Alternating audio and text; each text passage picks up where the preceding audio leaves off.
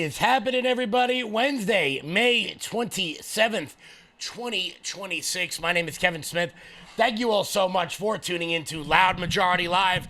We got a jam-packed show for you guys today. We are going to be talking about comedy. We're going to be talking about comedy for the first half of the show today because I don't think, and then this is just a personal feeling I have, that I don't think there's anything more important in the world than telling jokes. I did it for a long time. I loved every minute of it. And we're going to talk about the Kevin Hart roast and what happened at the Kevin Hart roast and how that differentiates between the way some comics operate and the way others choose to. I think that, and look, I don't care. Left wing, right wing, not political, crass, rude, coarse, whatever it may be. I will always defend comedians on this show. I will always defend comedians for jokes. Because I think that laughing is one of the most important things human beings can do. It is one of the only emotions we have that is completely involuntary. You cannot be mad and laugh at the same time, which every man knows when they've gotten into a fight with their wife. But we're going to talk about the Kevin Hart roast and why I think it differentiates between what happened to Stephen Colbert. There are many people on the internet trying to make the comparison, and they absolutely should not, because they are not remotely the same thing. Also, President Trump cracks down on fraud yet again, showing many of the signs of his fraud task force. Zohran Mamdani is an idiot, and Kathy Hochul is a bigger idiot. Congratulations, Governor Eyebrows. You will win this week's Damas of the Week. We'll get to that at the end of the show. Before we get started, guys, do me a favor and hit that thumbs up button. Share the video out all over the place. I'm really excited about today's show. Comedy is something I'll get into it for those of you who don't know. I'll get into it in a little bit. But why I think it's important and why I think Tony Hinchcliffe, whatever you may think about him, is one of the most important people in comedy today. And what happened at the Kevin Hart roast and how people are either losing their minds or getting very, very, very upset about it. Before we get to that, guys, head on over to loudmajorityusa.com. That's loudmajorityusa.com. Sign up for the newsletter. Check out our shop. That is the best way to support this show and everything we've got going on over here. You guys can also use promo code SPLC to get free shipping on everything on the website. That's promo code SPLC to get free shipping on everything on the website. We really do appreciate the support. So head on over to loudmajorityusa.com. So let's dive in because I don't know, look. And I don't know if you watched it. I don't know if you even have Netflix anymore. But over the course of the last week was the Kevin Hart roast on Netflix. I watched it. It was hilarious. I love comedy. I tend to do everything I can to not bring politics into comedy. You know, some people do. Some people go out of their way to do it. I choose not to, just because I think that people need to laugh a little bit more. And over the weekend was, last week, I guess we should say, was the Kevin Hart roast. And many people, both on the right and the left, got upset at jokes that were made at the roast. Pete Davidson went up and did a Charlie Kirk joke about Charlie being shot in the neck. And Tony Hinchcliffe went up and did a joke about George Floyd. Now, why do I think it's important? Because, look, not everybody has to like a joke. A person could tell a joke that you may particularly not care about, or not like, or think is over the line, or think is too much. And that's okay. That's absolutely okay. But on this show, I will always defend comedians' ability to make jokes, because I will tell you one thing, is that if there's one thing that authoritarians hate, it's the sound of laughter. Now, many people in the media got very, very, very, very, very upset about the George Floyd joke. Here it was. You've done good, though, Kevin. The black community is so proud of you right now. George Floyd is looking up at us all, laughing so hard that he can't breathe. Pete Davidson similarly made a crass joke about Charlie Kirk dying. Now, you can like it, you cannot like it. That is completely up to you. But one of the people who decided to lose their mind over this was someone named Chelsea Handler.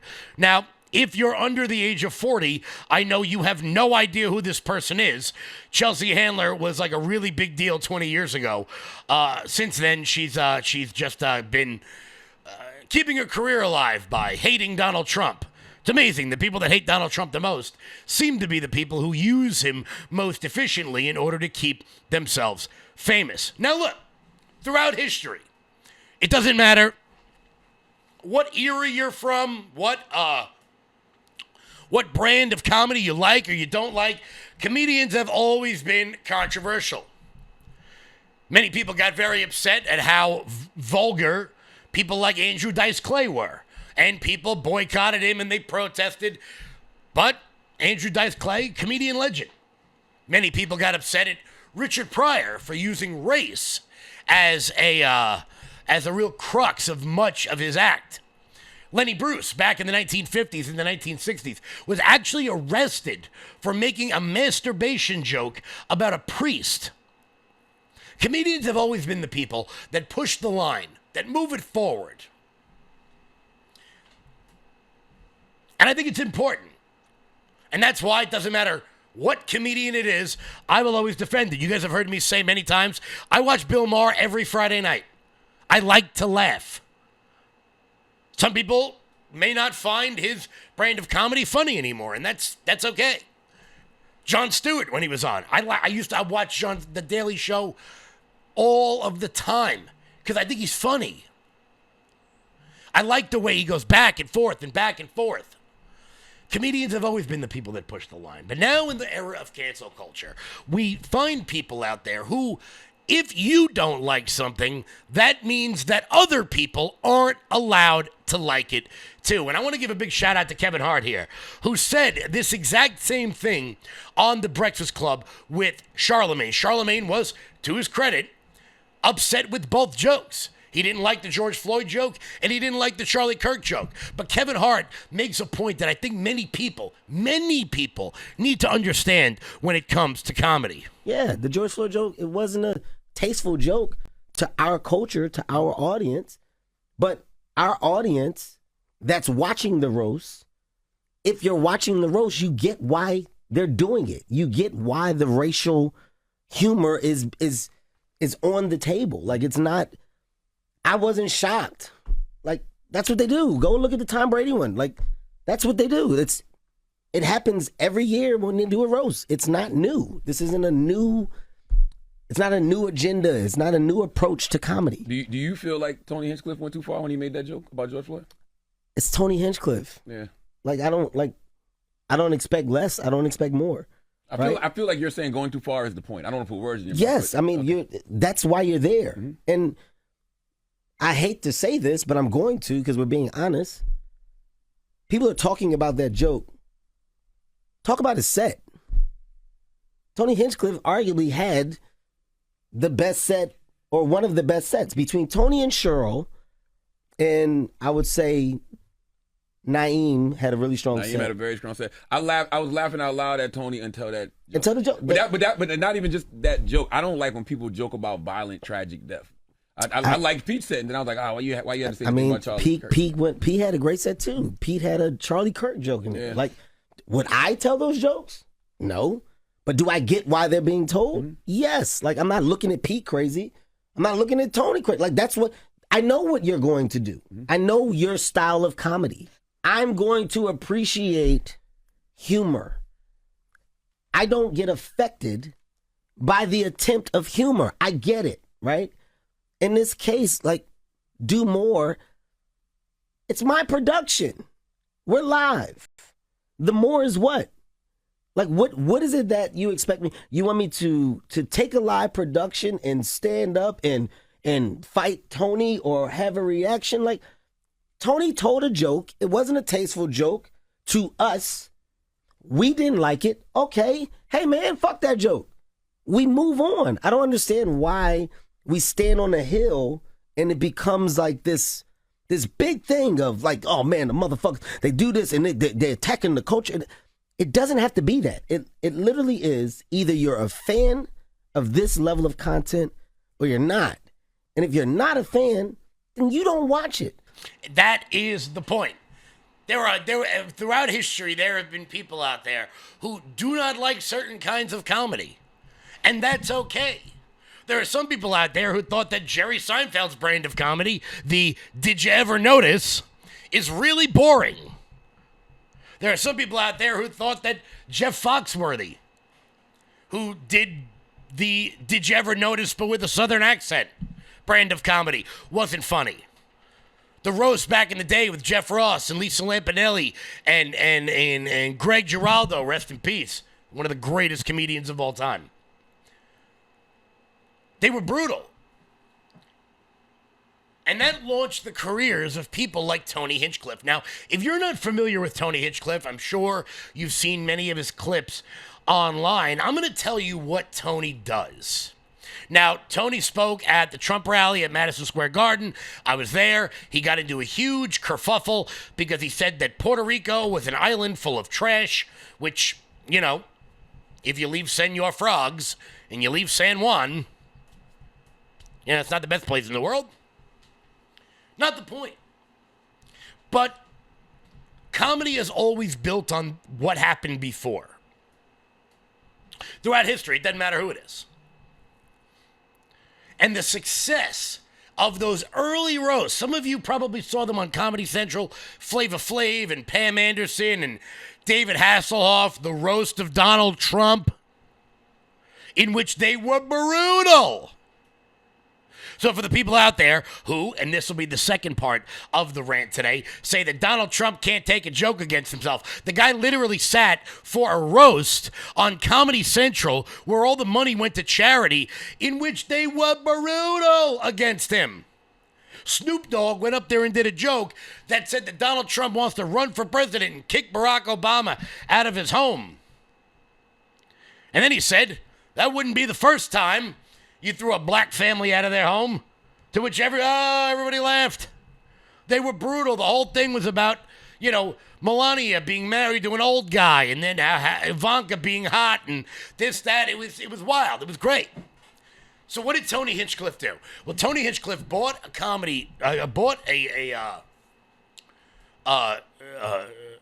comedy club in Austin, Texas. And what he does is, before the show, you put your name in a bucket. And he sits up on the stage with various comedians, some gigantic names, some relatively small names, and you have a minute to make them laugh. There is no, as somebody, and look, I'll throw it up on the screen. Here you go. There was me way back when. It'll tell you how long ago that was by the focus of the camera. There is, I performed at Governor's, in the Brokerage, everywhere in New York City, the Cellar, the Gotham Comedy Club. There is no place on planet Earth where you, as a no-name comic, will get to perform in front of the likes of Shane Gillis and Joe Rogan to show what you can do, to show your talents. And Tony Hinchcliffe created that world, launching the careers of people who would have never gotten a shot. There's a woman named Fiona Cawley who's basically paralyzed in a wheelchair with like a neurological disorder that's eventually going to kill her. She got her shot on Kill Tony. She destroyed. Now she's touring the country. There's another comedian named Aaron Beasley who is a non-verbal comedian. He can't talk. He talks through a phone. Touring the country, touring the world, killing it, launching these people's careers. But people like Chelsea Handler, who have already made it, don't care about what Tony Hinchcliffe has done for people who are below him. All they care about is people on their level. That's all they care about.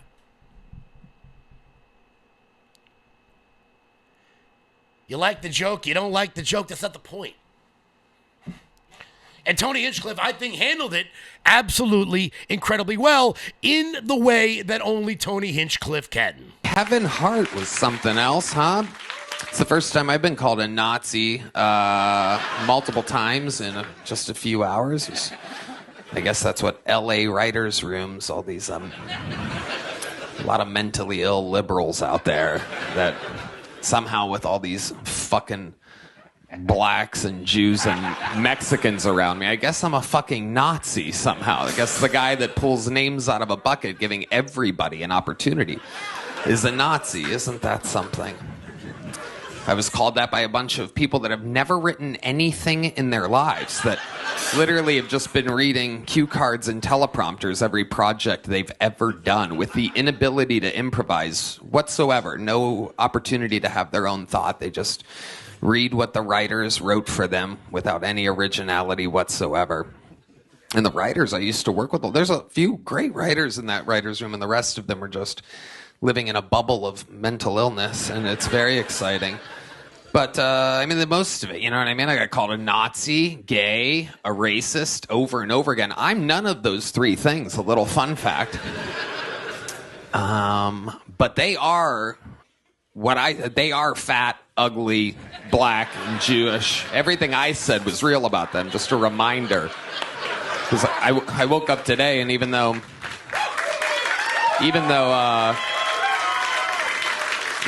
every human that I've seen told me that it was unbelievable, there's news articles, because the news isn't real, nothing is real, that say that I got lit up by Chelsea Handler, which is very, very funny, because that's not what happened at all. You can't believe anything you see or read on the news anymore. You have to actually watch the thing for yourself.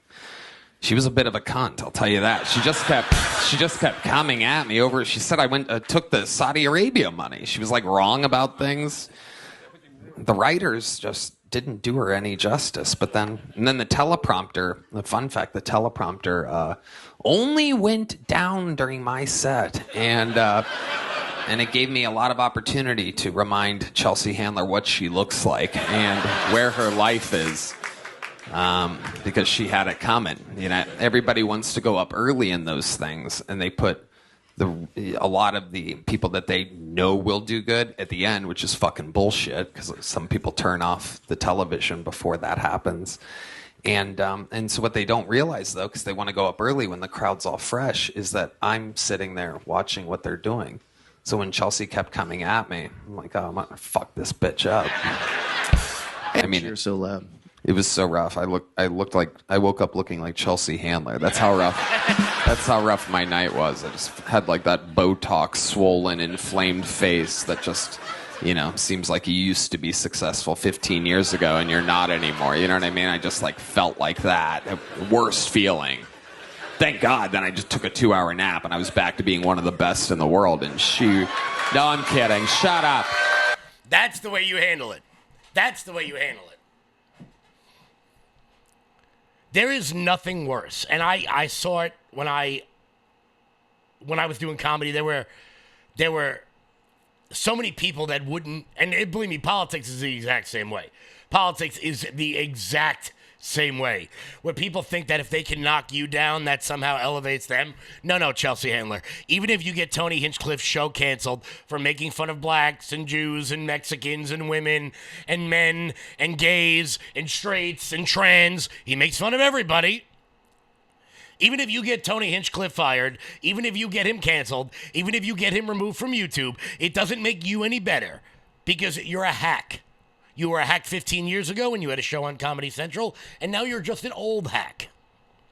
There is nothing worse in this world than people who have ascended to the height of their career and then pull the ladder up behind them so that other people do not have the opportunity to reach the level of success that they did. And that is so the opposite of what Tony Hinchcliffe does. You don't like his show? You don't like his jokes? Then don't watch. But there is no doubt, Tony Hinchcliffe is top 5 stand-up comedian in the world right now. They did this to Shane Gillis. They canceled Shane Gillis on Saturday Night Live because he made past jokes about Asians. So what did Shane Gillis do? He decided to go out and be the biggest name in comedy anywhere in the world. You can't cancel funny. And I got to tell you, it is the kind of thing that bothers me on a level that I absolutely can't describe. Why? Because this type of cancel culture gets lumped in with what happened to Stephen Colbert. And it bothers me on a level that I cannot describe because they are so not the same thing. Stephen Colbert was not canceled because he did nothing but Trump jokes. Stephen Colbert was not canceled because he butted up against the administration and Brandon Carr and the FCC and not Keith Ellison. What the hell's his name? The guys at Oracle who bought CBS. Whatever the hell they're, Larry Ellison. That's not why Stephen Colbert was canceled. Stephen Colbert was canceled because he was costing CBS $40 million a year. Stephen Colbert was canceled because it took 19 writers to write his monologue every evening that went on for 8 minutes. Stephen Colbert was canceled because he had a crew of nearly 150 people to run a show that's 42 minutes long. This show is 1 hour. I can't turn the camera. Why can't I turn the camera? To show you my cast and my crew? I can't do that because there's only one person on this show. He needed 150 people, lighting guys and grips and cameramen and writers and hair and makeup and stage crew, each one of them making an unbelievable amount of money, 401k plans, health insurance. Stephen Colbert was canceled because that type of show cannot exist anymore. It doesn't need to exist anymore. Why? Because of shows like Kill Tony. CBS, NBC, ABC, TBS, TNT would never allow Kill Tony on their network. They would never allow Joe Rogan. They would never allow Shane Gillis. They would never allow those two comics I spoke of earlier to ever reach that pinnacle. Stephen Colbert hosted The Late Show for 15 years. Jimmy Fallon's hosted The Tonight Show for 15 years. Before that, Jay Leno hosted it for 20. Before that, Johnny Carson was on for another 20. That's 55. Did I get that right? That's 55 years. Ish. Give or take. When you do not allow people into the realm in which you are, they will find a way in through the back door. And Kill Tony is one of the biggest shows on the internet. Hosted by one of the biggest comedians in the world. And when I see comics going after other comics for jokes, it bothers me in such a serious way. I didn't have a problem with Stephen Colbert doing Trump jokes. I had a problem with them not being funny. That's why he was canceled. He was canceled because he wasn't funny. Bill Maher does Trump jokes every week. He's not getting canceled. Why? Because he's still funny. Jon Stewart, same thing.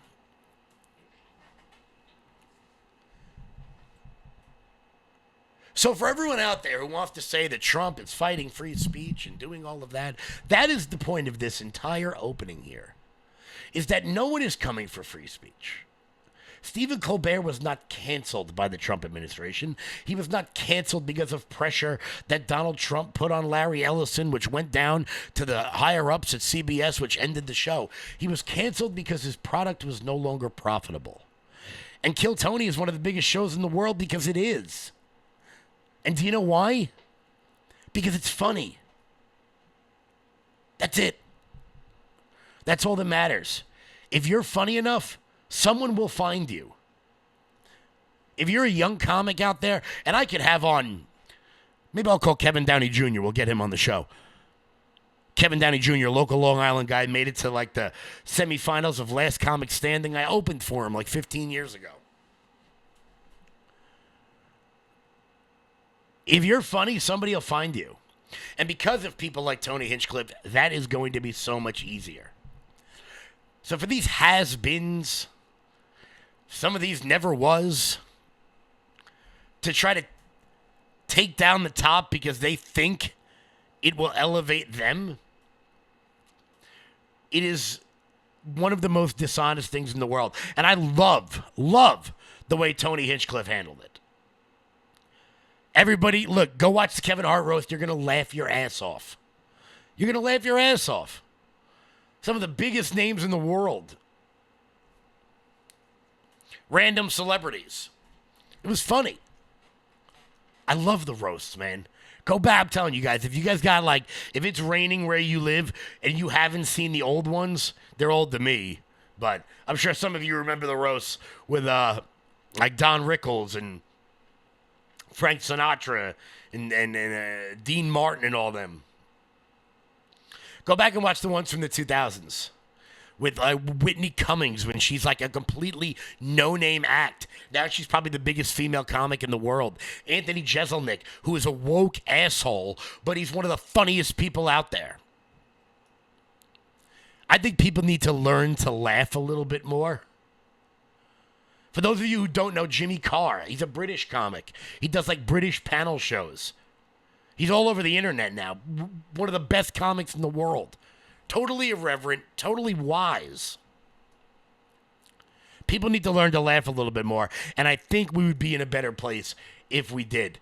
Because if you're a comic with a stick up your ass, all you're doing is hurting yourself. All you're doing is hurting yourself. Guys, we'll be back in 1 second because there is news that I want to make sure that I get to, but I had to get all that out of my system because it was bothering me. And when Kevin Hart went on Charlemagne, I thought it was a great point. So you know what? Well done, Kevin, for sticking up for comics when it gets tough. Before we get to the rest of the news of the day, here's Mike Lindell. I'm excited to announce that we're having our first ever mega sale on overstock clearance and brand new products.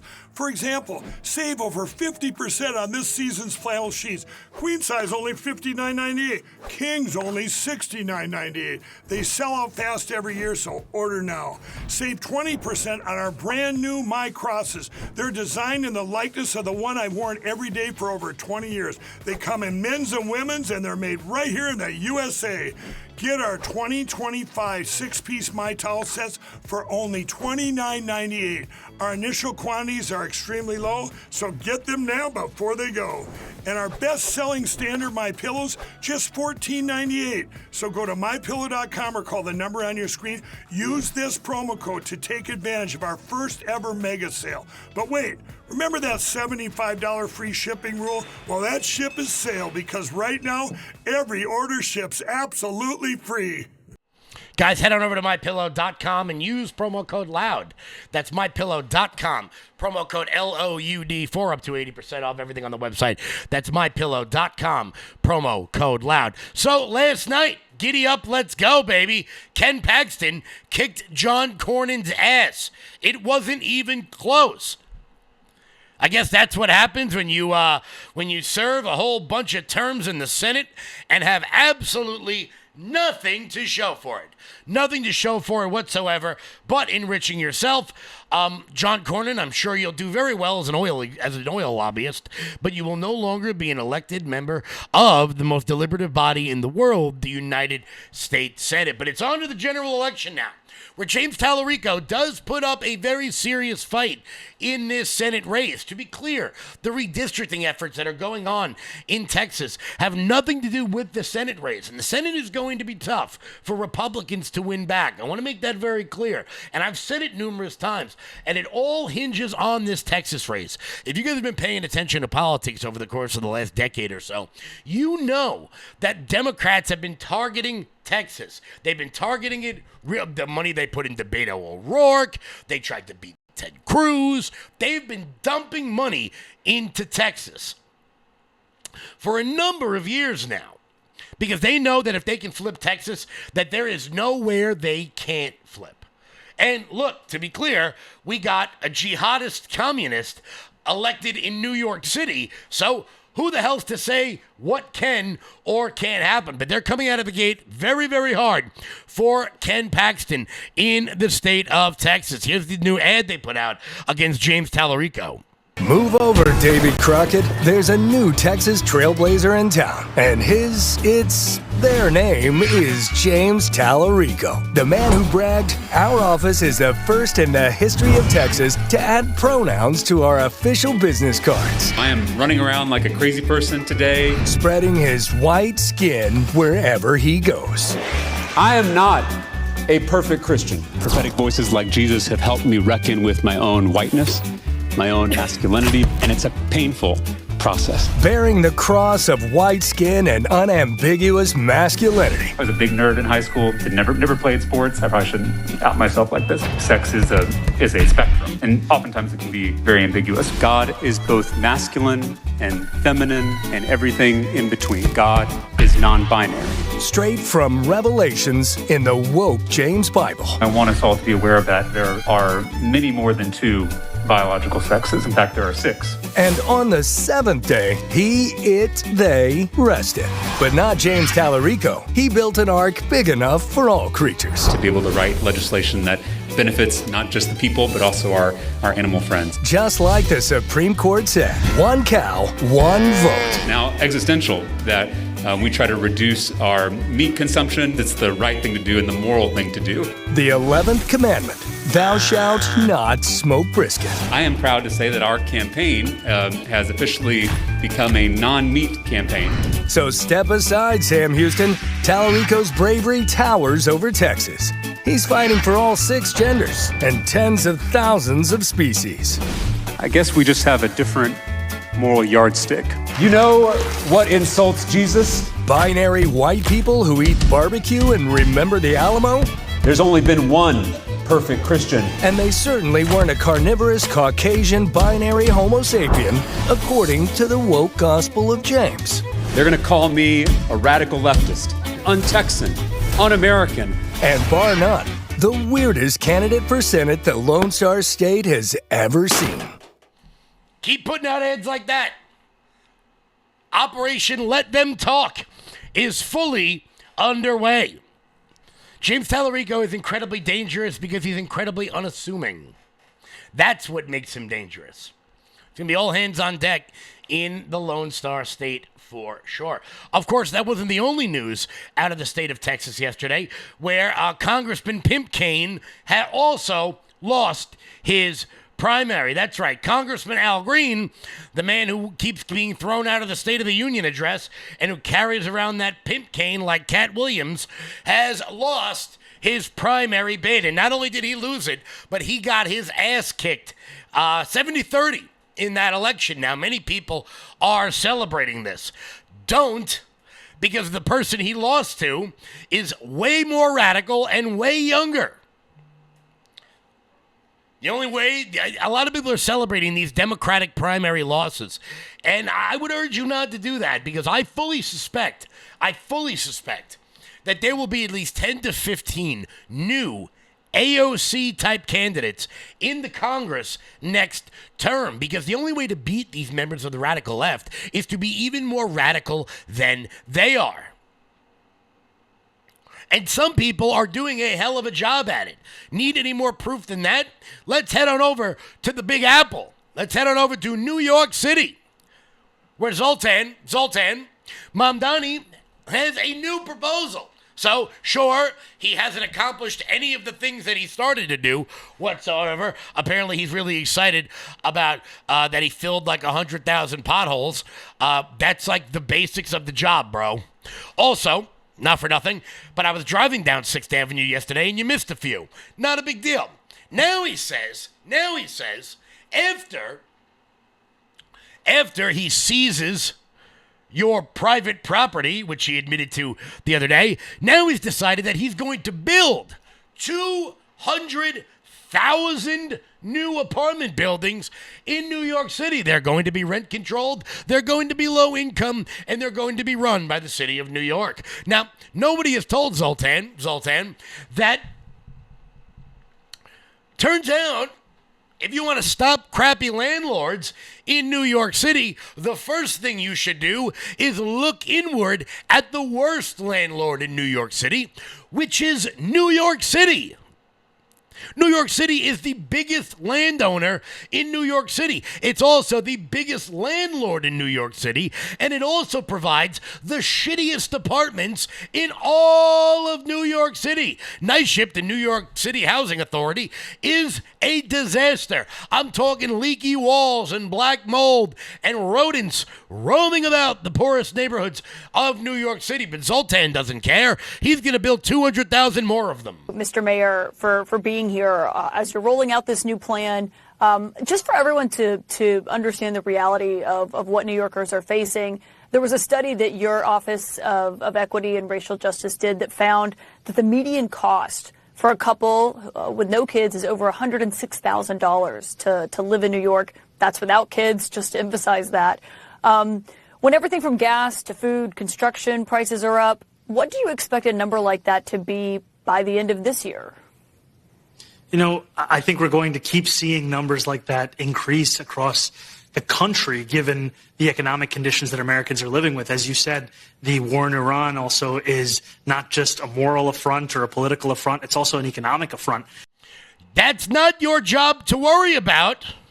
To Americans' ability to make ends meet, and that even trickles down to New Yorkers' ability to live in this city. However, the announcement we made today of a plan called Block by Block is looking to do everything we can to actually lower costs in this city, because we know that at the heart of a cost of living crisis, the number one driver of that crisis is the housing crisis. And this is an announcement that does three key things. It builds 200,000 new affordable homes, preserves 200,000 affordable homes alongside it. And then additionally, it invests in tenants across the city, makes it easier to provide code enforcement for housing violations, and does all of this while investing more than $5 billion in public housing, which has long been neglected, not just in our city, but frankly across our country. Now, okay, I'll play along. I'll play along for the sake of argument. You want to invest $5 billion in public housing. Where are you getting it from? Oh, that's right. You're going to tax me on Long Island to pay for your $5 billion in taxpayer-funded housing. But I'll still play along. You want to build 200,000 apartments. Where? Where are you building them? It's not like New York City has got like sprawling green acres of open land to just put up housing projects on. Zohran Mamdani would have a better chance of building 200,000 apartments up his ass than anywhere in the where? Central Park? Where are you doing it? Because what many people don't really understand about the concept of a skyscraper is, do you know why buildings are so tall in major metropolitan cities? It is not some like metaphor for the phallic nature of the guy who built the damn thing. The reason why buildings in New York City are 100 stories high is because there's nowhere else to build but up. So where are you building them, bro? Where? Are you going to go to Middle Village, Queens, and knock down all of those gigantic cemeteries and build there? Where?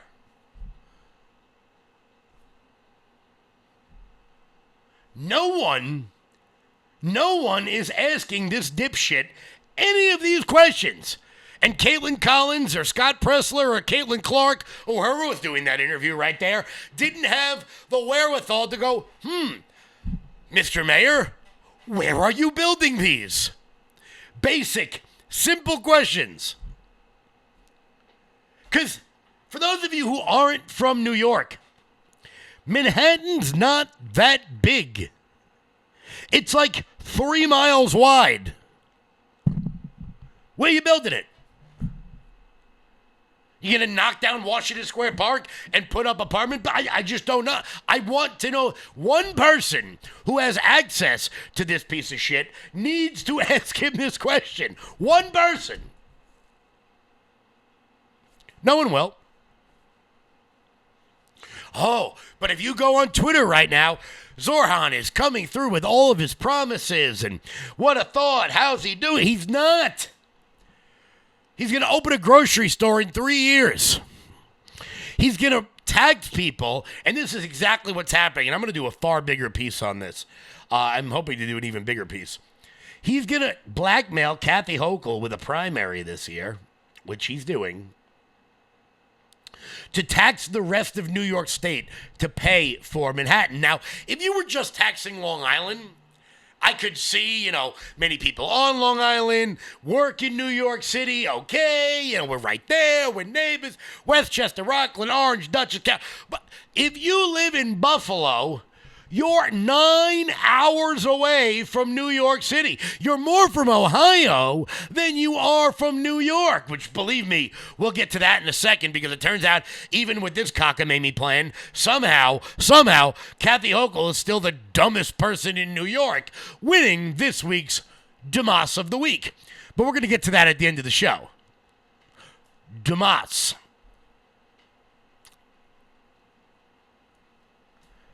All smoke, all mirrors, all ideas, no actual plan on what he's going to do and how he's going to do it. Also, let's just be clear. Even if, and that is a gigantic if, even if Zoltan was able to do this, it took 12 years to build the Freedom Tower. It took 65 years to build the 2nd Avenue subway. Even if he was going to do this, in order to build 200,000 new apartment buildings, it would take precisely 100 years to do. The 2nd Avenue subway is 2 miles long. There are people, many people, a large number of people who were born after they began building the 2nd Avenue subway, lived a full life, became grandparents, and died before it was finished. So even if he wills it, if he rubs a lamp and a genie pops out, and he goes, make me more land on the west side where I can build this, it's still going to take 30 years for him to build the damn thing.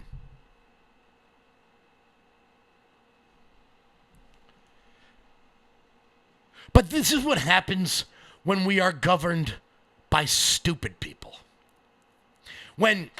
Seriously, go on TikTok. Go on Instagram and go on Twitter and just examine the dumbassery on those platforms by people who, for some reason, get the same number of votes as you and I. I saw a video the other day of someone asking why it is, when it comes to paternity tests, why women never have to take a paternity test for the child. That person gets the same number of votes as you. Every girl on the whatever podcast who thinks that Paris is a continent gets to vote the same number of times as you. And I got to tell you, that's not fair. That's not fair. I think you should, you should have to take the citizenship test in order to be able to vote. Bold move. I mean it. If you can't pass the U.S. citizenship test, even if you're a United States citizen, you should not be able to cast a ballot for who's going to lead our country. And if you've never taken the United States citizenship test, seriously, if you are a breathing human being, you can pass. One of the questions is, name 4 states that border Canada. And I can't tell you, I actually have a fun story. My friend Nick Giordano is a college professor out here on Long Island, and he makes his college students take the U.S. citizenship test on the first day of every semester. And he tells me how many people fail it, and fail it outright. He was telling me a story that one of the questions on there is that you have to name 4 states that border Canada. And it blows his mind how many people can't name 4 states, especially considering we're in one of them. How many people don't know that New York borders Canada?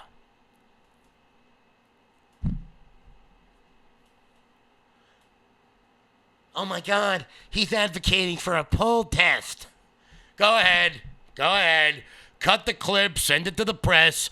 This is the face of a guy, just like Tony Hinchcliffe, who doesn't give a shit. Doesn't care. Doesn't care at all. But hey, speaking of idiots in Washington, D.C., let's check in on the Washington Nationals, because yesterday we showed you an executive over at the Washington Nationals who's not only promoting gay communism, but doesn't allow Catholics to speak out in public. Well, good friend of mine, my little buddy in the movement, actually, I got a picture of Michael. I got a picture of him right back there. Michael Casey, who works for O'Keefe Media Group, went to Nationals Park to ask the fans what they thought about this new development. We'll get to that in 1 second. Before we do that, here's Jeremy. Hey, everybody, if you're not familiar with, then let me introduce to you Armor Colostrum. Now, I didn't know what colostrum was up until a few years ago. I'd never even really heard of it. And then my wife turned me on to Armor Colostrum. And what colostrum does is it helps regrow your hair. Not gonna lie, that's the reason that I started looking into it. But then I started noticing some other things that I could benefit from. I used to get acid reflux very badly. I used to bloat very badly. It felt like I was 10 or 15 pounds heavier than I was until I made Armor Colostrum a part of my everyday schedule. And now things have changed so very much. Let me introduce to you what Armor Colostrum actually does and what it looks like. In a study measuring immune cell response to toxin, Armor Colostrum performed 32% stronger and faster than other colostrum companies. 400 plus bionutrients activated in your life, in your body, to help regrow hair, strengthen your gut health, regrow your nails, toenails, and fingernails healthy, get rid of fungus, stop bloating, and more. And now you can get yours right now for up to $18 off each and every purchase at tryarmra.com. Promo code LFATV. Click the apply button once you've entered the code and watch your discount fall off. That is tryarmra.com/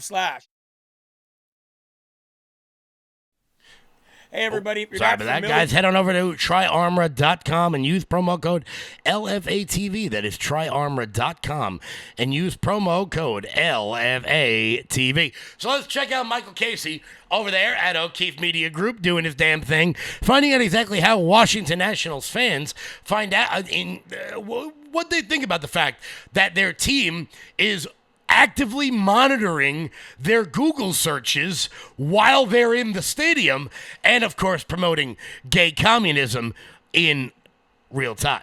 This is Michael Casey with O'Keefe Media Group reporting outside Nationals Park in Washington, D.C. It's game day. I got my shirt on. It's the Washington Nationals versus Baltimore Orioles today. And while the game may be a little fun, I think the real story today is what's going to be the reaction in the crowd when we tell them about our latest story. I didn't realize that, what you guys are telling me right now. I'm going to have to look into that myself. We're going to tell them all about what Mr. Hudson told us on Hidden Camera about how the Nationals at their stadium collect these people's data without them knowing, learning their search histories, and discriminating against poor Trevor Williams, this all-star pitcher, discriminating against him for being Catholic. To make matters worse, you have an executive with the Nationals admitting on camera to being a communist. I mean, do they come here for communism or do they come here for baseball? We're going to find out. One of the players, Trevor Williams, has been discriminated against. It was an admission on camera that they don't really put him on a lot of promotional material and they don't put him on a lot of social media posts because he's very outspoken as a Christian, a Catholic, and everything. One of our pitchers, Trevor Williams, he is very Catholic. He went on like a social media, like, this is wrong, this is my religion, you all are mocking it. So we don't use him on, because of that, we don't use him on social. Have you heard about this rumor, and what do you think about it, if true? I mean, if he's being discriminated against for being very outspoken about his beliefs, it's obviously not right. My beliefs are probably the same as this guy's. If he's being discriminated against for it, it's just not right. He's a douche, bro. Exactly. So me and Jesus got a lot in common. I used to have long hair. He has long hair. I wear a lot of sandals. He wore sandals. So I love JC. I love JC. Regardless of what religion or background you are, it doesn't matter if you're Jewish, Muslim, Christian, etc. What this guy admitted to doing to Trevor Williams is wrong. You can't just exclude somebody, especially if you're a good player too. It's not fair. Even if you're a bad player. What's wrong with this guy? He is, as you said, a douchebag. Americans, white people are second-class citizens. It's not a joke anymore. We are on the back of the bus. If you are outspoken in your faith or your love for your heritage, you will be put in the back, basically, just like Trevor has. They will not put you up in the forefront. You'll lose your brand deals. You'll lose your job. You'll lose your placement in your family. Everything that we know and love is under attack in America, and they want to make it socially stigmatized to talk about our forefathers, the people that founded this great nation. They were white Christian men, and the future of our country is going to be led by white Christian men. So we're standing up, and what they're doing to Trevor is reprehensible, and we condemn it in the highest order. Look, I believe people should be able to live life, how they wish to live it. And I believe, people should be able to pray to the God that they want to be able to pray to. Sean Hudson, he admitted to a journalist recently that he actually discriminates against Mr. Williams. He's a douche, bro. Do you think that's right to do? No, I think everyone should, be who they are. It doesn't matter, what you believe, who you like, etc. It's, we're all people, so I think everyone should be treated equally, no matter what. I definitely agree with that. He's persecuting somebody for being a Christian, and then you're gonna fucking force your views like I'm a communist. Like, bro, it's the same fucking thing. I mean, like, you believe what you believe, I believe what I believe. Eat a bag of dicks, you know what I mean? Like, I don't fucking care what you believe. Don't force it down my throat. And this guy needs an ass whooping. Where's he at? Bring his ass out here. I don't support or condone discrimination on any level. Discrimination and injustices and unfairness goes against everything I believe in. We're in the time right now. You can say what you want, but just don't think there's not consequences to saying what you want. So yes, we have the freedom to say it, but you have the freedom to catch the backlash to it too. And discrimination is unfair for anybody. So I don't want anybody to feel discriminated against, man. But you just got to move lightly around this time, Are you a Christian yourself? I don't really follow religion. Bruh. He also admitted to this journalist that a lot of times they take data from consumers at the stadium too. Like a lot of times, they're trying to get some business with Palantir. He mentioned, but he also said if you buy alcohol, if you buy certain things, they'll kind of take your data and everything, without realizing your cookies. If you ever come to a Nats game, there is someone on our team who is responsible for figuring out everything about you. We're getting the plethora of your Google history, and a lot of that is like defense contractors, the Palantirs of the world. Does that surprise you at all, really? No, not at all. Especially not in this day and age. No, not at all. I don't like it at all because, it's just going to keep happening more and more and more, and it's just like they're forcing things onto our phone. Nothing's safe anymore. This is the world we live in, bro. Yeah. I'm on every list there is. You know what I mean? Like, I don't care. I think I am too. Yeah, that's true. I have nothing to hide. But it does not surprise me at all, not one bit. That's the future. I have a cynical opinion, which is that everyone everywhere is taking my stuff. What's one more spot? And I feel bad for Michael Casey that he had to spend the day with Baltimore Orioles fans. If you ever seen The Wire, you know exactly what I'm talking about. So, in just a second, we are going to get to today's Damas of the week, and that would be Kathy Hochul. Who, I feel like people accept the fact that politicians are fake, like, in its totality.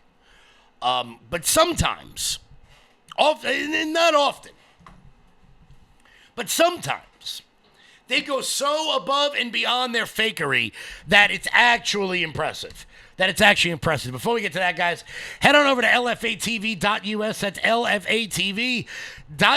That is your home base, your mothership, your landing pad for all things LFA TV related. Check out the LFA TV store.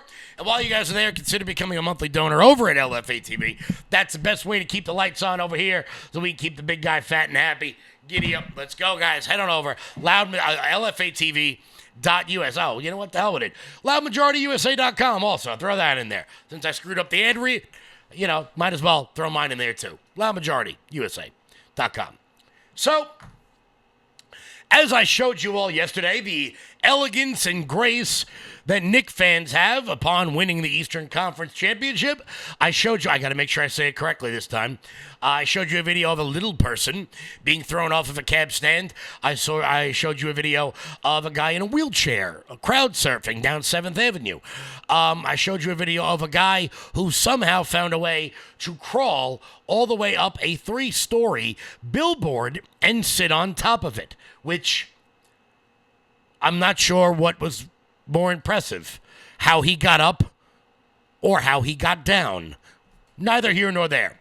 Not really the point. But upon this victory, President Trump has said he will be going to the NBA Finals at Madison Square Garden, the cathedral of sport. Naturally, Governor Eyebrows, Kathy Hochul, couldn't let that one go, and she had a unique question for President Trump, questioning whether or not he was really a Knicks fan, whether or not he was ever actually a Knicks fan, despite the fact that there's like dozens of photographs of Donald Trump sitting courtside at Knicks games over the years. Here was Governor Eyebrows. What do you think of him saying he's a lifelong Knicks fan? I think that's how the Times reported it. I asked him to name the starting lineup from 1993 championship team and see how he does. And what are Ooh, what a zinger. Can Donald Trump name the starting lineup from the 1993 championship Knicks? Except for the fact that the Knicks didn't win the championship in 1993, you dumbass. Oh, and by the way, that would be John Starks, Patrick Ewing, Charles Smith, Charles Oakley, and Doc Rivers. But that's not really the point. So in order to try to zing Donald Trump in not knowing the starting lineup of a championship team that didn't win the championship, you're a moron. I guess that's what happens when you're from Eastern Ohio and not really from New York. But guys, it's 4 p.m. I want to thank everybody so much for tuning in. Make sure you guys keep it locked in here. Rumble.com/LFATV all day today. Damn, today was a hell of a show. It was a lot of fun. I can't believe it's over this quickly. I'll see you guys all back live tomorrow. Until then, everybody, stay loud.